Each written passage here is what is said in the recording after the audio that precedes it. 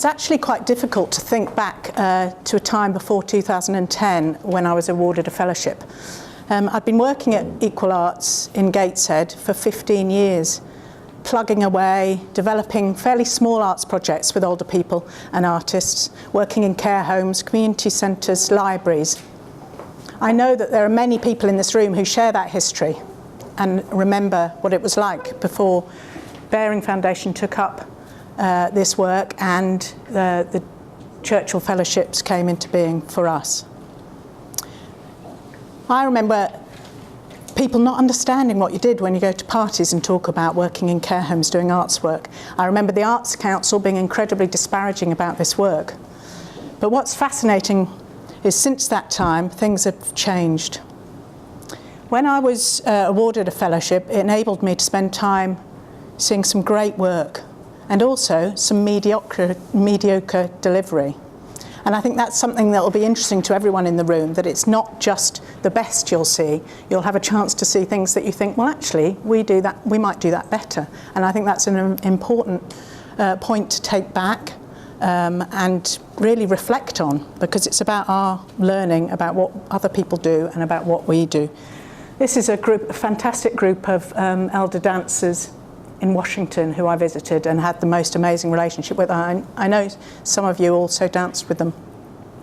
And it gave me an idea for a project back here that is now in the 4th year of its 5 years, which is led by another fellow, Paula Turner. And so many of you will get to see them over the years. And that's a picture of them.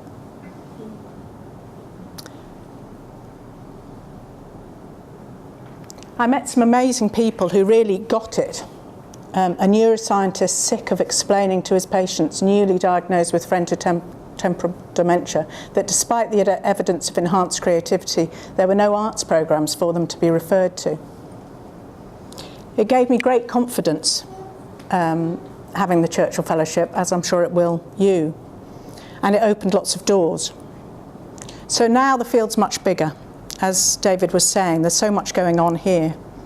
And with the support of the Baring Foundation, returning fellows have been able to network, and there's a definite number of new research projects underway, and I'm sure a lot of you will be taking part of those research projects, and people will be from universities will be wanting to engage you in those research projects. I think I want to say something about that, because we need to be slightly wary about who's setting the agenda, and I think it's up to us, people in this room, to start thinking about that. Because really a lot of the research is a bit like measuring the wetness of water with a ruler. We need to make sure that it's right for the arts, it's right for the arts and older people, and not just the idea of scales that don't work. We talked about this morning in the dance group, that actually it's about how well-being is measured is incredibly important, and there's still no really good scales as far as we know that measure that. I know there's some work going on in this area.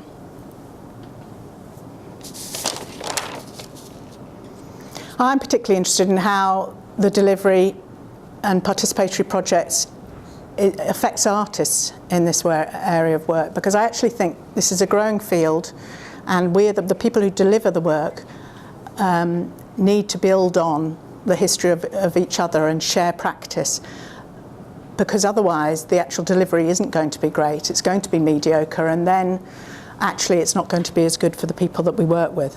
I'm also interested in how the work affects art forms, affect what is art, because just because it isn't in a gallery doesn't mean it's not art, or just because the dance is in a community venue, it's about making sure that those programmes are seen as art and how it's affecting us.